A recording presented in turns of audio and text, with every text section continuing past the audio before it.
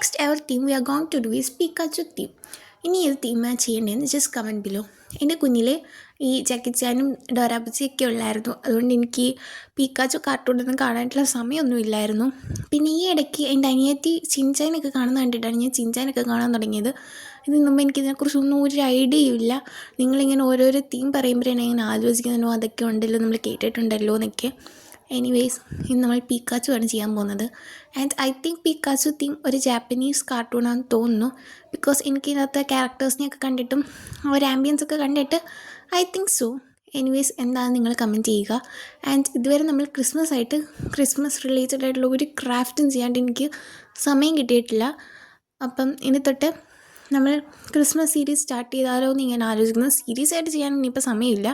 Because December 25 ഇങ്ങടുത്തെത്തി. പിന്നെ ഇനിയുള്ള കുറച്ച് ദിവസത്തേക്ക് ഒന്ന് ജേണൽ മാറ്റി വെച്ചിട്ട് കുറച്ച് ക്രിസ്മസ് തീം